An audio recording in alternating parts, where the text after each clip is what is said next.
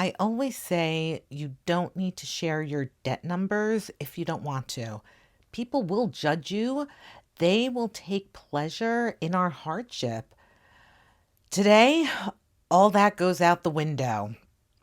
I've always lived my life not caring about other people's opinions of me. I've always marched to my own beat, like literally because I used to play drums. But when it came to debt, that was like weirdly different. That was my hidden secret. Like I knew I would be judged harshly by people, like people I don't even care about.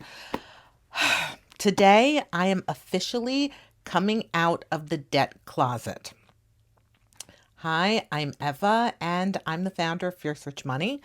Today, I come out of the closet to share how many tens of thousands of dollars of debt I'm in. Yeah, we will discuss why I've changed my mind and why it's important for us to openly discuss this. We will break down my numbers.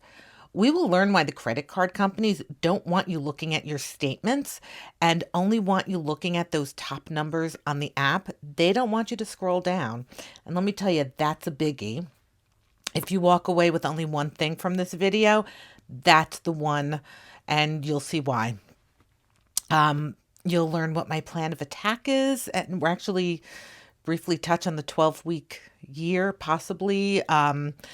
So, and you know what? We'll discuss how I got into this debt hole. This video is packed, so here goes.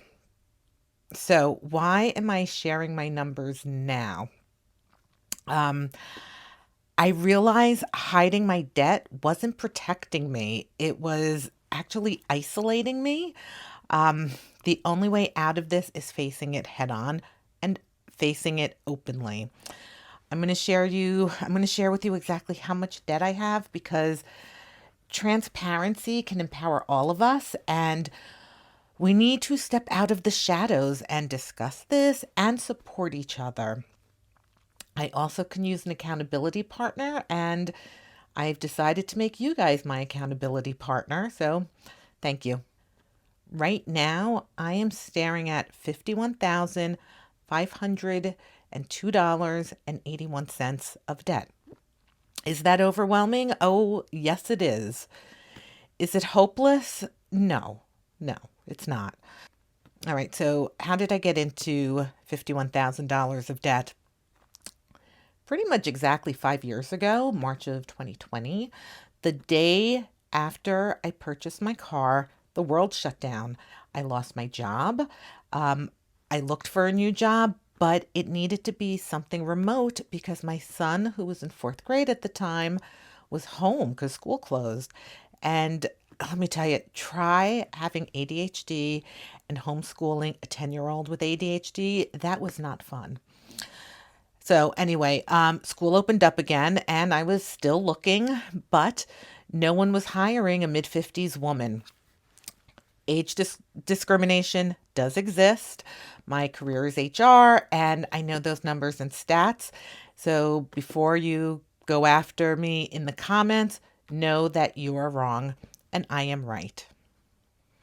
Why didn't I get a retail job, which I've worked retail my whole life, like as part-time jobs, for years. So I love working retail, but that's as a part-time job in addition to your full-time job.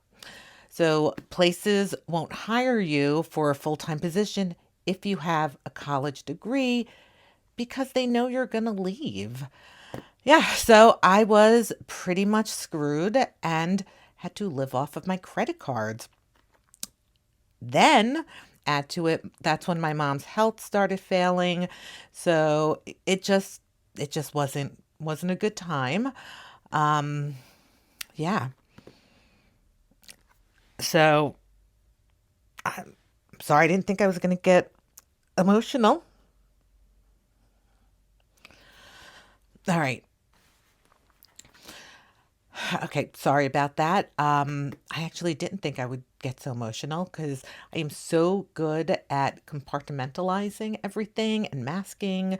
I know it's not emotionally healthy, but you know what? Whatever. All right. So it is what it is. The good thing about it all was I got to be with my mom at the end, and that that was so important to me, and I got to be there to hold her hand. So I got to spend time with my son. We hung out, we did art projects, and it was, you know, again, it stunk. I was getting into debt, but it is what it is. So eventually, 2 years after everything, I found a remote temp job that led to a permanent position. It's not really in my field, but it pays well, and I work for a really terrific boss. So I'm happy about that. The downside is we've returned to office, and I have to commute an hour and a half each way, 3 days a week. And it is exhausting, but it's also really expensive. So, but again, woman in her late 50s. So good luck finding a job. I'm using the Fierce Rich Money method to pay down debt. And this is where you pay off the credit card with the largest minimum payment. And when that's paid off, you then have a larger chunk of money to add to the next. And you keep doing that until you're debt free and you've paid off $51,502. All right. So let's break down my debt. And I'm using a PDF form that's writable, and it's in the description box if you want a copy of it. Again, it's writable, so don't worry, you don't have to print it up if you don't want to, because, waste paper. All right, so I've got it on my computer, so sorry if you see the reflection. All right. So I've got 6 credit cards. Some have, let's see, I've got 10,715, 13,000. That's my United Visa, and that's the one I'm gonna start on. That's when I'm gonna start on. That's when I'm doing the largest payment for minimum payment. I've got my M&T Bank. That one's only $8,881. My Verizon Visa. So this one I've got just at 10,000. This one I was an idiot because I kept paying the minimum like an idiot, but I have recurring payments for my Wi-Fi on this, and I don't know what's wrong with me. Like, I need to do minimum payment plus that Wi-Fi bill. I've got my Amex. That's only 5,000, a little over 5,000. And that one also will have charges pretty much every year, but because my Prime is on that. I've got my Apple Card. Oh, that one's only 4,000. And again, my total is way too high. So, yeah. All right. So, why do the credit card companies not want you looking at your full statement? Here's the reason. Pull up your statement and go to the part where it says how long it's going to take you to pay off that credit card if you only pay off the minimum. All right. So, we're going to look at one of mine. If I only pay the minimum, it's going to take me 24 years. 24 years. I'll be 81. Oh my God, I will be my parents' age. Yeah. And I will have paid a total on my almost $14,000 balance, I will have paid a total of $37,533.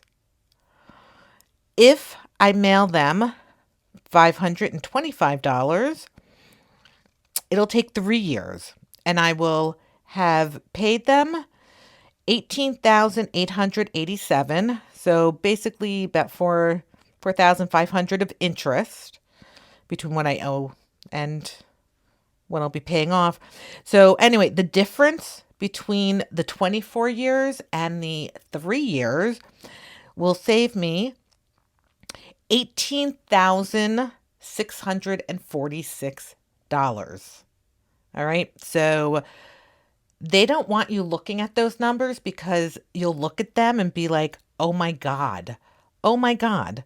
So yeah, look at your statements. Don't just look at, your balance, your minimum payment. Like, really look at the statements. Oh, and FYI, some banks make it difficult to find your statement on the app. So there were two of them of mine that it was like hidden statements. So, all right. So please, again, if you've learned nothing from this, that's the one I want you to remember. All right. So I think that's everything. I think so. Oh, you know what? No, it's not. Um, the 12-week year, I don't know if anybody's read that book. I did last year. I think it was last year. Obviously, I didn't like do anything. I just read it. So I did just reread it. This time I plan to implement it. So if anyone else is interested in that, there is a link in the description box that'll take you to Amazon so you can take a look. Maybe you want to do it. If so, yeah, let's be each other's accountability partner. A quick, I don't know, recap? No, not recap of the book. I don't know, description, whatever. Instead of using a year, like we make our New Year's resolutions, and let's face it, by December, by like mid-February, we're mid-January, we're like done. So this shortens everything to 12 weeks. So you can't have too many goals because that won't help you. So I like that. So I have my 3 goals, and I don't know. Fingers crossed. Like it looks good. I've heard so many people talk about it and really enjoy it. So, you don't set up these vague goals. Like you have to set up clear, concise goals. I'm sure we all saw that TikToker who made the board with the calendar. So I did go to Staples and get a board. So I'll be doing that. But you know what? That's another video. Let's stick to this. So life happens to all of us. There are ups, there are downs. Should I have been more careful? Of course. But, here's the truth. Debt is not a moral failing, and being in debt doesn't define your worth. And I am stepping out into the open because shame thrives in silence. Thank you, Brene Brown. Together, let's break that cycle and build something powerful. Let's do this. And yeah, that's it. Okay, I'm out of the debt closet. I will see you in the next one. And my apologies again for getting so emotional. I did not expect that.